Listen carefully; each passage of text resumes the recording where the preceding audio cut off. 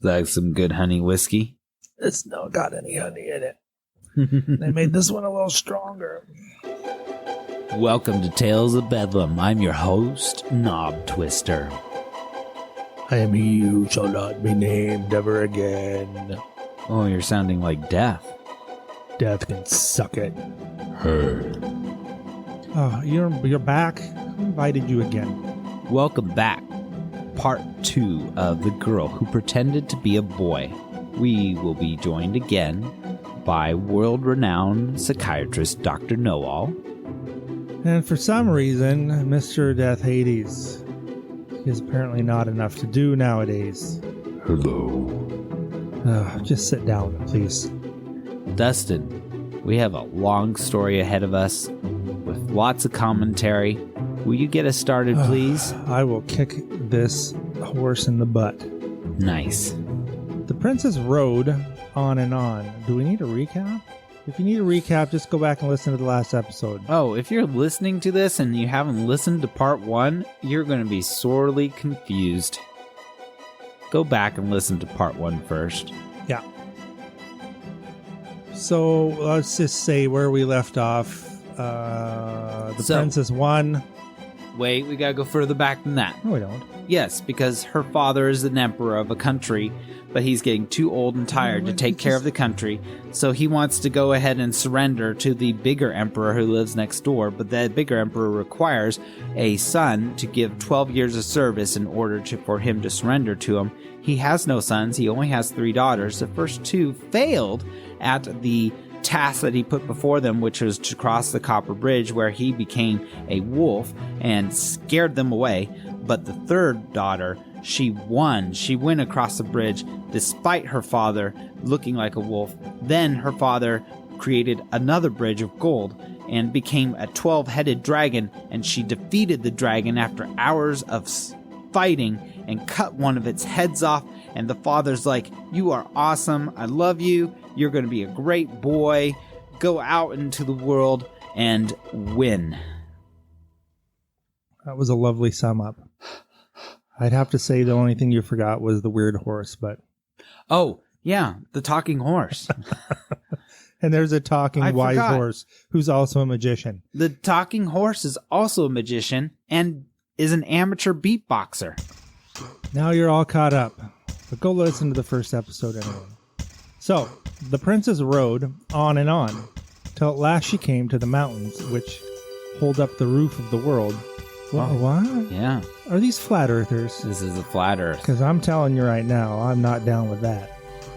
Flat earth. There she met 2 geniuses.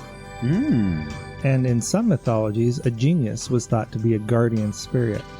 Not a really smart person. A powerful creature. When I read that, I thought it was like 2 Albert Einstein sitting on the side of the road. Slapping Apparently each other. This is more like a genie than a genius. Anyway, she met 2 genii. Okay. Who had been fighting fiercely for 2 years. What? Without one having got the least advantage over the other. Seeing what they took to be a young man seeking adventures, one of the combatants called out, "Ferners, deliver me from my enemy, and I will give you the horn that can be heard the distance of 3 days' journey." What would you do with a horn like that? Blow people's eardrums out? Yeah, you could blow the horn, and 3 days later, somebody would hear you. What? No, that meant if you blew the horn, they could hear it if they were 3 days away. What? I like my way better. That was It's a delayed horn. It seems useless either way. Well, the other cried, "Fronters, help me to conquer this pagan thief, and you shall have my horse, Sunlight." Before answering, the princess consulted her own horse as to which offer she should accept, and he advised her to side with the genius who was master of sunlight. Oh, yeah. His own younger brother. twist, and still more active than himself.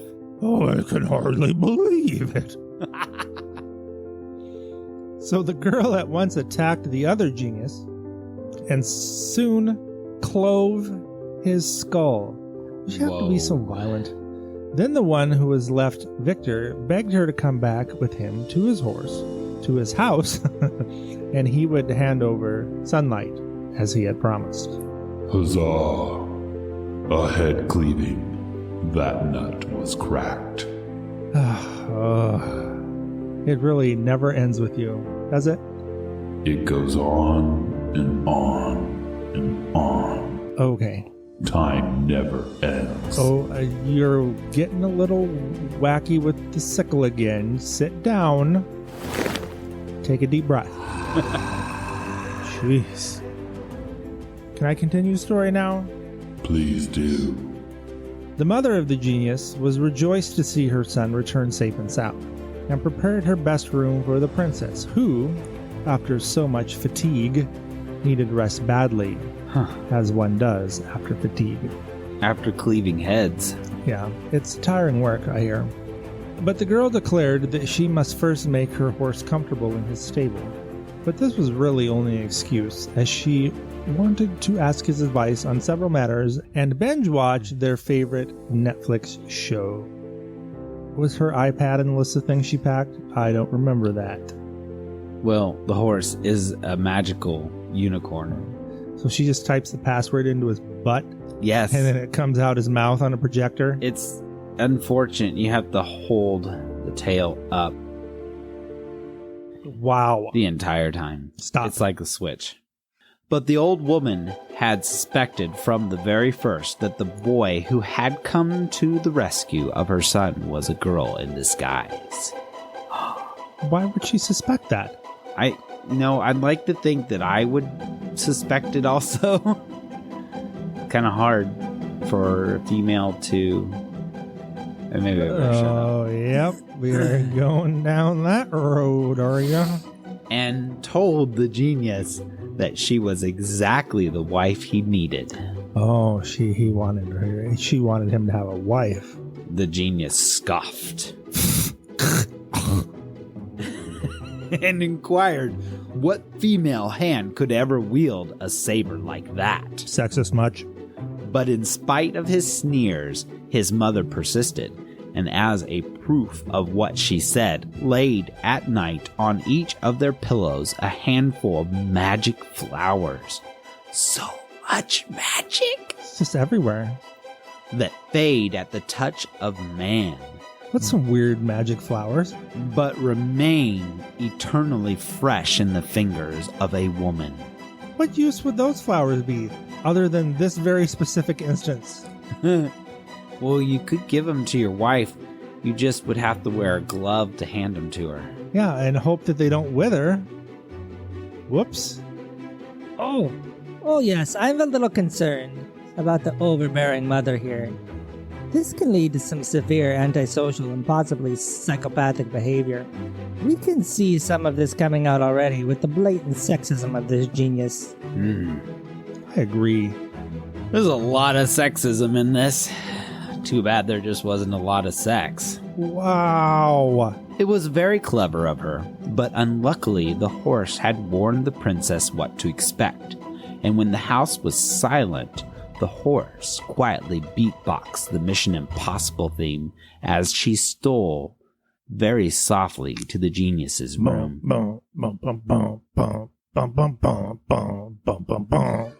And exchanged his faded flowers for those she held. Then she crept back to her own bed and fell fast asleep. Why did she just not touch them? That's a good point. I don't understand. Well, I guess it would be more believable if the genius's mother came in the next day and she was... She was holding them, they'd fade. So she right. just moved them? Well, no, because his had already faded. So now she's holding them and they've already been faded. So she had to get the genius's flowers. Oh, she needed the faded flowers. Yeah, she needed the male because he had already touched them, I guess. They've already faded. She needed the faded ones. All right, I get it. I got it now. I get this weird ruse with the magic flowers. I don't approve of it, but I get it. At break of day, the old woman ran to see her son and found, as she knew she would, a bunch of dead flowers in his hand. What? Yay! She is a boy. Great. She next passed on to the bedside of the princess, who still lay asleep, grasping the withered flowers. Man, Hey, my tongue doesn't work. There's so much magic in this, they might as well be wizard flowers. Why don't the people have useful magic? But she did not believe any the more that her guest was a man, and so she told her son. So they put their heads together and laid another trap for her. So now, all of a sudden, the son's on board. I think he just got to do what his mommy says, even though he's a great and mighty genius. Wow. After breakfast, the genius gave his arm to his guest and asked her to come with him into the garden. For some time they walked about looking at the flowers, the genius all the while pressing her to pick any she fancied. But the princess, suspecting a trap, inquired roughly why they were wasting precious hours in the garden, when as men they should be in the stables looking after their horses and gawking at the ladies' ankles. What? Then the genius told his mother that she was quite wrong, and his deliverer was certainly a man. But the old woman was not convinced of all that. All this pretense seems unnecessary. I fear it will lead to a skewed worldview. I think it's time for some of that honey whiskey. I agree, Oh. Dr. Knowall. Thank you. Never has a truer thing been said. She would try once more, she said, and her son must lead his visitor into the armory where hung every kind of weapon used all the world, some plain and bare, others ornamented with precious stones, and beg her to make a choice of one of them. This is a terribly sexist story. Because, let me just tell you right now, I've been picking the crap out of the flowers. And I don't give a crap about any of the weapons in the room. And I'm a man, so I failed the test. I don't understand why you're picking crap out of flowers. I would pick the crap out of flowers. If somebody's walking me through a garden Why and said, is there crap on flowers to begin with? "Oh, it's just a figure of speech." You're not making my point. This is a sexist story. I agree, It's just full of stereotypes. but we're going to shatter those stereotypes. Yes, we are. Right, Dr. Knowall? I'm very much enjoying this honey whiskey, and I don't feel that I need to comment at this time. What are we paying him for? We're paying him? Yes. He was a guest. You're cut off. A paid guest. I'm not paying him. The princess looked at them closely and felt the edges and points of their blades. Then she hung at her belt an old sword with a curved blade that would have done credit to an ancient warrior. After this, she informed the genius that she would start early the next day and take sunlight with her. I wonder if there was a sickle. I prefer the sickle. Its uses are innumerable. To reap souls and wheat to make my bread. Oh, I can't believe. I don't know what to say to you. But you need to put that thing down in the room before you hurt somebody. So this is like soul bread? Soul bread? Don't encourage him. I might want to try that. It might be the secret ingredient to everlasting life. Oh my gosh. Why don't you two get a room to discuss soul bread? It is delicious. Oh my god. Surely we can move on. And there was nothing for the mother to do but to submit. though she still stuck to her own opinion. As women do. Whoa. Wow, now you're being sexist. I had to throw it in there. Is it sexist if it's the truth, though? We don't. I apologize. The princess mounted Sunlight and touched him with her spur, when the old horse, who was galloping at her side, suddenly said, Up to this time, mistress, you have obeyed my counsels and all has gone well. Listen to me once more and do what I tell you. I am old, and now there is someone to take my place. I will confess it. I'm afraid that my strength is not equal to the task that lies before me. Give me my leave, therefore, to return home, and you continue your journey under the care of my brother. Put your faith in him as you put it in me, and you will never be sorry. Wisdom has come early to Sunlight. Yes, my friend. You have served me well, and it is only through your help that, up to now, I have been victorious. So grieved though I am to say farewell. I might have the vapors. I will obey you yet once more, and will listen to your brother as I would to yourself. Only I must have proof that he loves me as well as you do. Why was these people improving everything? Jiminy Christmas. Oh, I gotta do a different horse's voice now. It's a younger one, right? And more lively. His name is Sunlight. How should I not love you? Answered Sunlight. How should I not be proud to serve as a warrior such as you? Trust me, mistress, and you shall never regret the absence of my brother. I know there will be difficulties in our path, but we will face them together. Wow. Nice. That was beautiful. Dr. Knowall, it looks like you have something to say. I'm surprised at the maturity and presence of the mind the young lady shows here. Despite her questionable upbringing and possible dracophobia, she seems well adjusted. Then, with tears in her eyes, the princess took leave of her old horse, who began to beatbox the main score from The Secret Life of Walter Mitty. I don't even know that one. She had ridden only a few miles further when she saw a golden curl lying on the road before her.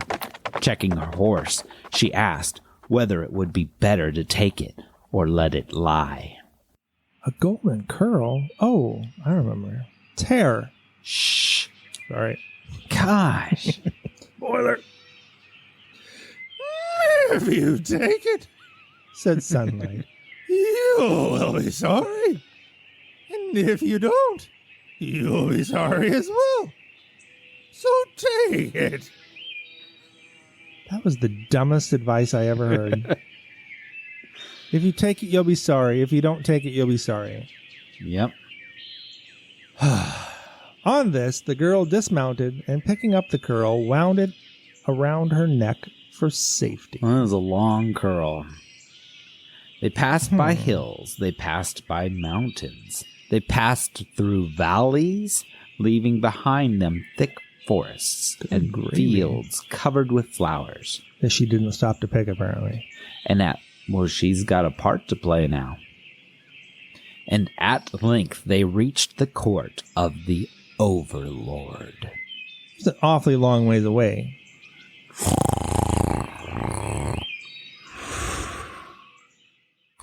Oh, is he sleeping? Oh, shh. Just let him be. It's fine. You just take your nap over there. Grab his sickle. Mr. Death Hades is sleeping. Get his sickle while he's sleeping. We have like 10 pages left. This is the longest story we've ever done. Oh my god. Where are they? What? Okay. They were going to the Overlord. He was sitting on his throne, surrounded by the sons of the other emperors who served him as pages. Mm-hmm. These youths came forward to greet their new companion and wondered why they felt so attracted to him. It's a good-looking boy. What the crap is going on? Could they just smell the pheromones on her? Okay. However, there was no time for talking and concealing her fright. The princess was led straight to the throne and explained in a low voice the reasoning of her coming. The emperor received her kindly and declared himself fortunate at finding a vassal so brave and so charming, and begged the princess to remain in attendance on his person. She was, however, very careful in her behavior towards the other pages, whose way of life did not please her. One day, however, she had been amusing herself by making sweetmeats. When two of the young princes looked in to pay her a visit, she offered them some of the food which was already on the table, and they thought it so delicious that they even licked their fingers so as not to lose a morsel. Of course, they did not keep the news of their discovery to themselves, but told all their companions that they had just been enjoying the best supper they had had since they were born. When did she learn to do all this cooking? Because she was barely out of her... She's a girl? Wow.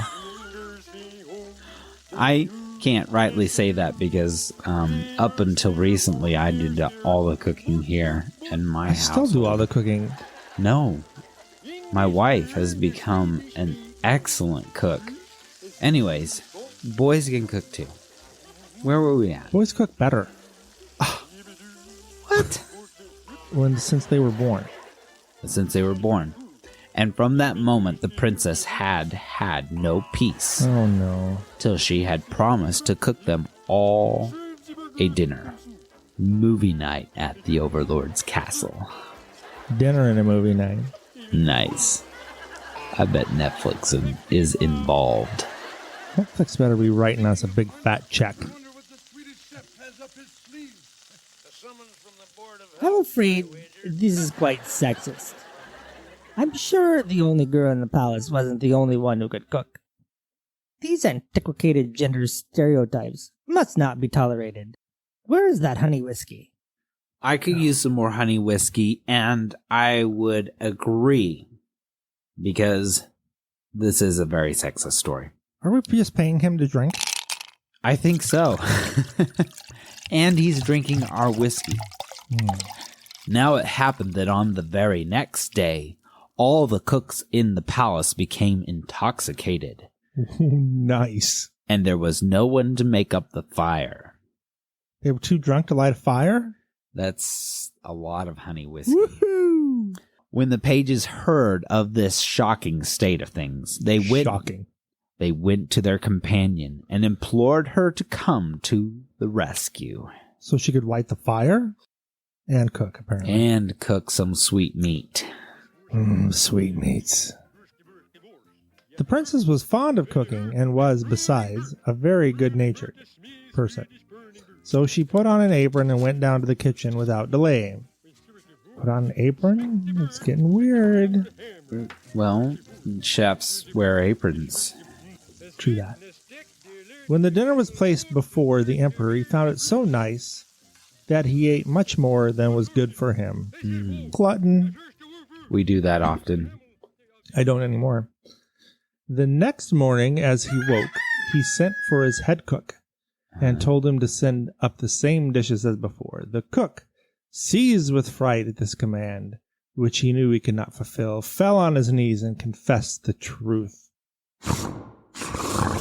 What? Did someone speak of an execution? It's been so peaceful. You just go back to sleep. Nobody's dying here. The emperor was so astonished that he forgot to cry, "Off with its head!" What?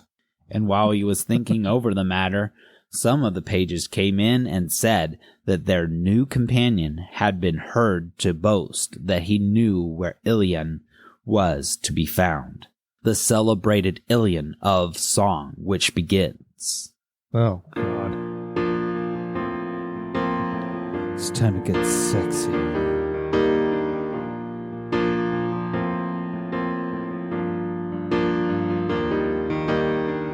Ilion of the curling hair, the laughing teeth, and the bashful air. Our bridal morn is dawning fair. Golden hair, Ilion of the golden hair. Golden hair, Ilion. Wake up, Ilion of the grove. Wake, trembling, stainless virgin dove. Wake, nestling in a parent's love. Golden hair, Ilion of the golden hair. Golden hair, Ilion. I'm no stranger, proud and gay, to win thee from your home away, and find thee for a distant day, and yet to see what love can do. Through calm my hope is burned and true. My cheek is pale and warm for you, my eyes are sunken too.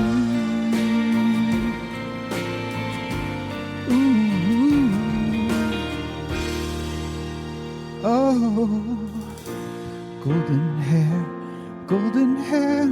Ilion of the golden hair.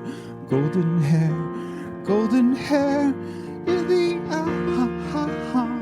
But soon my love shall be my bride, and happy by our fireside my veins shall feel thy rosy tide, the lingering hope denies.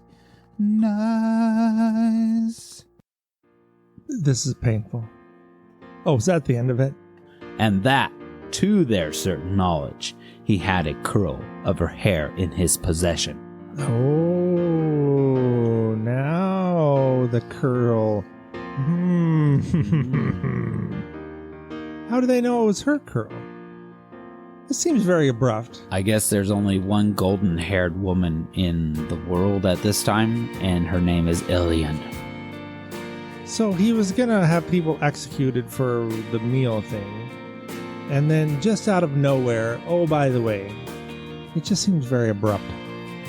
I guess the story didn't need to be 60 pages long.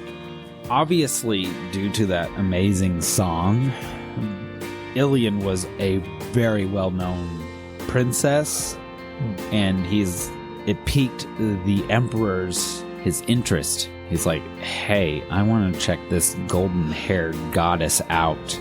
Well, who doesn't? I don't know. Are we close? No, we're not even close. No, we still have like 6 pages.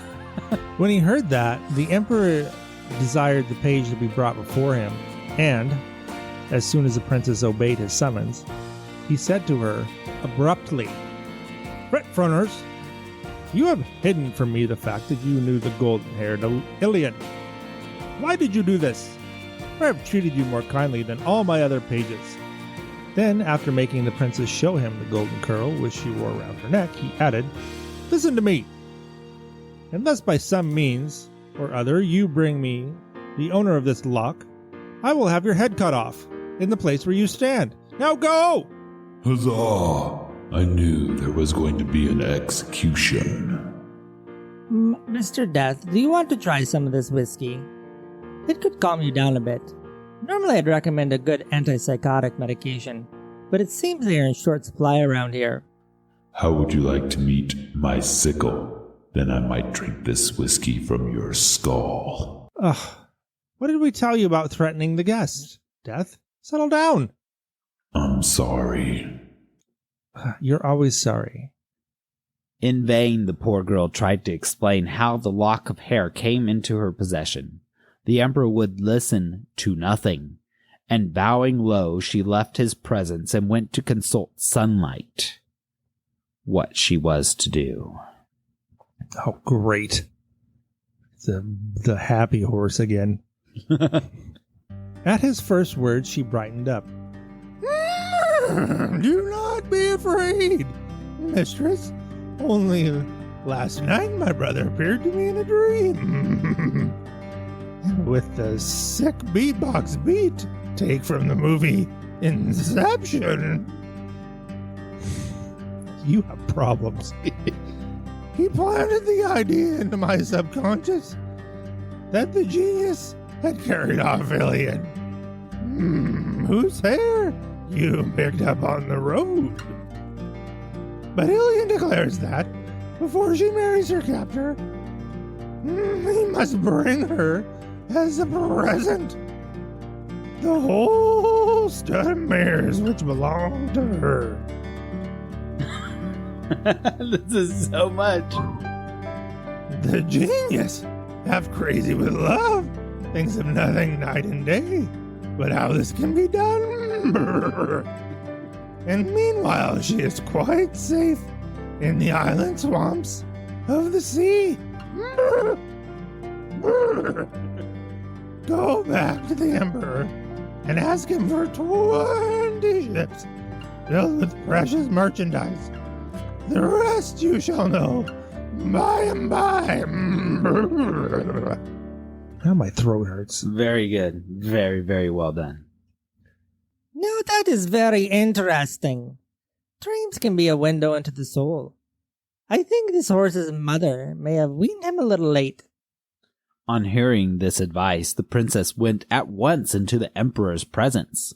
May a long life be yours. She's pretending to be a poet.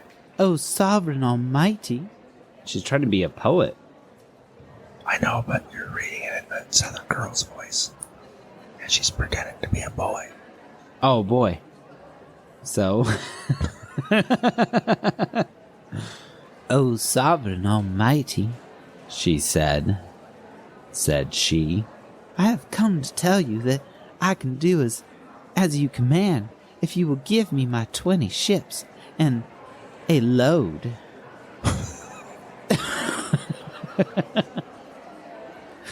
Again. Are you kidding me? Oh.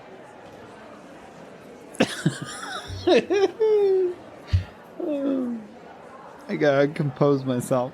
And load them with the most precious wares in your kingdom. You shall have all that I possess if you will bring me the golden-haired Ilian, said the emperor. The ships were soon ready, and the princess entered the largest and finest, with sunlight at her side. Then the sails were spread, and the voyage began. For 7 weeks, the wind blew them straight towards the west, and early one morning they caught sight of the island swamps of the sea. They cast anchor in a little bay, and the princess made haste to disembark with sunlight. But before leaving the ship, she tied to her belt a pair of tiny golden slippers, adorned with precious stones. Right, Then, well, why wouldn't you? why wouldn't you adorn them with precious stones? Why would you put them on your belt?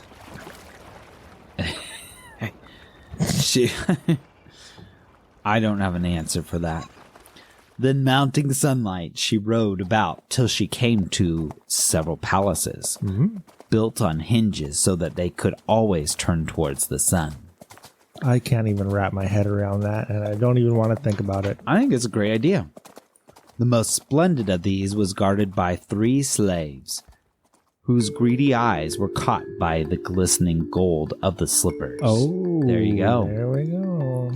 They hastened up to the owner of these treasures and inquired who she was. He was. Oh, a merchant, Replied the princess. who had somehow missed his road and lost himself among the island swamps of the sea. This is a pretty sexy sounding boy. Gee, I just can't.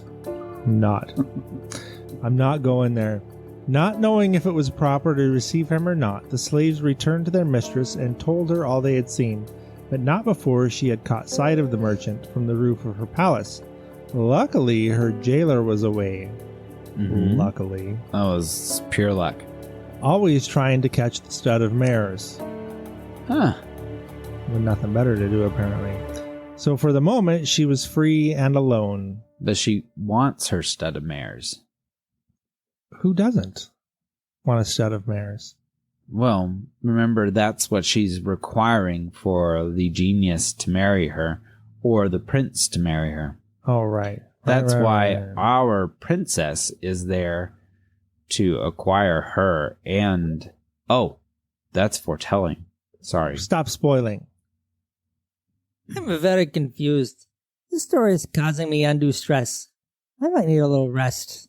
You can come over here and lay with me and my sickle.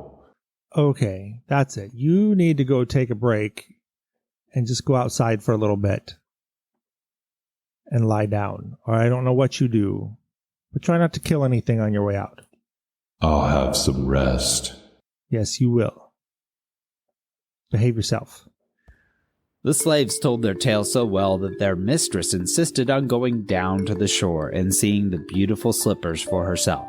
They were even lovelier than she expected, and when the merchant besought her to come on board, inspect some that he thought was finer still, her curiosity was too great to refuse, and she went. Once on board the ship, she was so busy turning over all the precious things stored there that she never knew the sails were spread and they were flying along with the wind behind them. And when she did know, she rejoiced in her heart, though she pretended to weep and lament at being carried captive a second time. Thus they arrived at the court of the emperor. I guess she assumed that her second captor was better than the first. Bum, bum, bum. They were just about to land when the mother of the genius stood before them. She had learned that Ilian had fled from her prison in company with a merchant. And as her son was absent, because he was the jailer, Right. looking for the stud of mares, had come herself in pursuit, striding over the blue waters, hopping from wave to wave, one foot reaching to heaven and the other planted in the foam. She was close to their heels, breathing fire and flame, Woohoo! when they stepped on shore from the ship. Wow. She's crazy. One glance told Ilian who the horrible old woman was, and she whispered hastily to her companion. Without saying a word, the princess swung into Sunlight's saddle, and leaping up behind her, they were off like a flash. Ba-zing! It was not till they drew near the town that the princess stooped and asked Sunlight what they should do. Oh, great. Put your hand into my left ear, said he. What? Put your hand into my ear and take out a sharp stone, which you must throw behind you. Logical. Yeah, the horse just keeps sharp stones in his ear. The princess did as she was told, and a huge mountain sprang up behind them. Yeah. The mother of the genius began to climb up it, and though they galloped quickly, she was quicker still. Magic horses, I forgot. They heard her coming. Faster, faster! And again the princess stooped to ask what was to be done now. Put your hand into my right ear, said the horse, and throw the brush you find there behind you. She got stones in one ear and brush in the other ear. Okay. The princess did so, and a great forest sprang up behind them, and so thick were its leaves that even a wren could not get through. A wren is a small bird. Whoa. But the old woman seized hold of the branches and flung herself like a monkey from one to the others, and always she drew nearer. Always, always, like a monkey. always. Like a monkey. Till their hair was singed by the flames of her monkey mouth. Doesn't say that. Monkey mouth. What? How do Romanians know about monkeys? That is a very good point. No monkeys in Romania. Ooh. Flung herself like a monkey. Uh-huh. I'm not sure what condition that would predicate. I think perhaps this could be a symptom of bipolar mania. I'm going to need my research books. And another drink. More to drink, huh? Of course you do. You've been a lot of help. He's already drank. Coming. He's already drank a couple bottles. Then, in despair, the princess again bent down and asked if there was nothing more to be done, and Sunlight replied, Quick! Take off the betrothal ring on the finger of Ilion and throw it behind you. I forgot that Ilion was on the horse, too. That's weird. Yeah, but that makes sense. All just weird stuff. This time there sprung up a great tower of stone, smooth as ivory, hard as steel, which reached up to heaven itself. It's a long way. And the mother of the genius gave a howl of rage. Knowing that she could neither climb it nor get through it, but didn't think to go around it. Why would you? But she was beaten, but she was not beaten yet.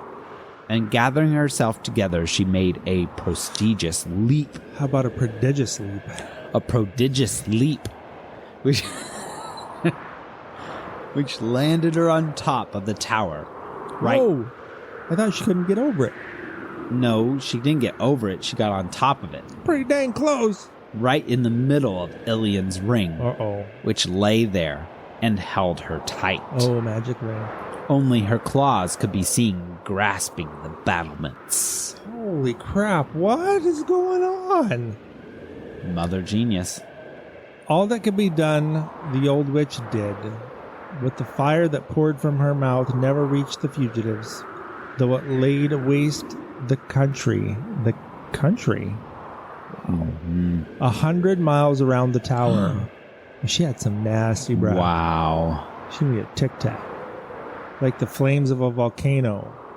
Then, with one last effort to free herself, her hands gave way, and falling down to the bottom of the tower, she was broken in pieces.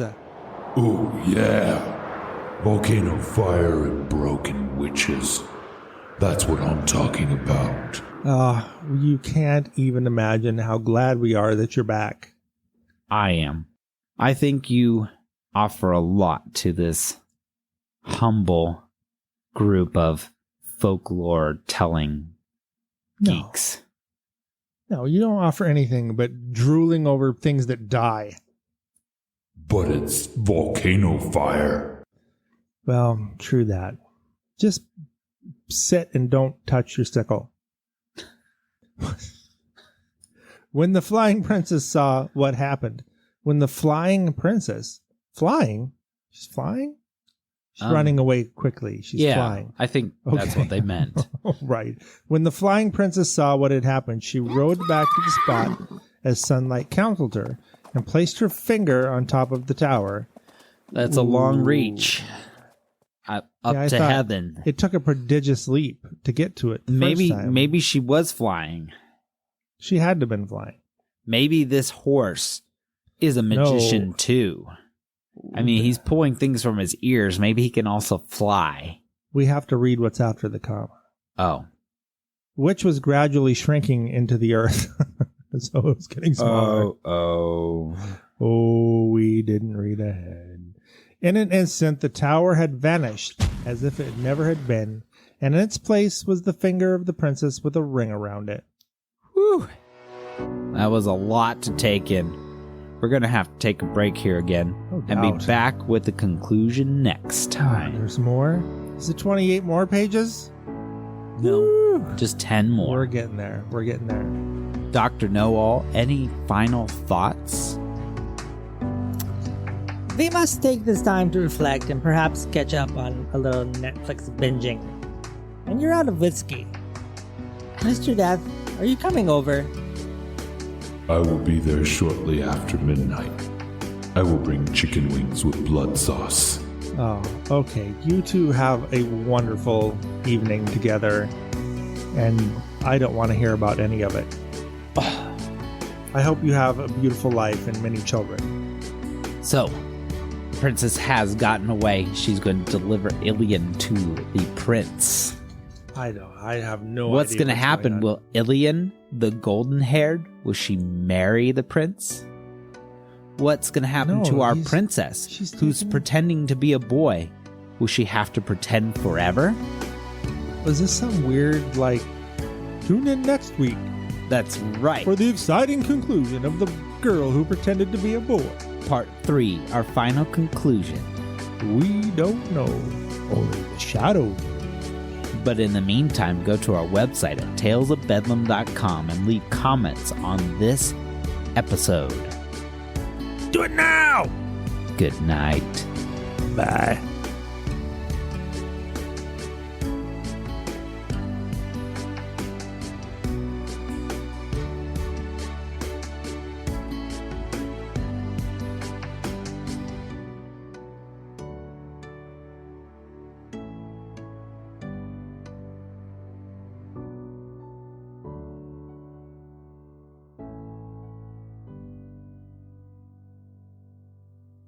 Holy crap. 50 minutes. Oh, How was that one 20 minutes longer than the last one? I don't know. It was all the extra whiskey, I think. I mean, I made a lot of mistakes, so I would probably get cut down another 10 minutes, but that's a long one. Yeah, we didn't split that up very well. I don't know if just more words in those 10 pages than the first 10 pages. Was it 10 and 10? Yeah. It's I think- split well- 10, 10, and 10.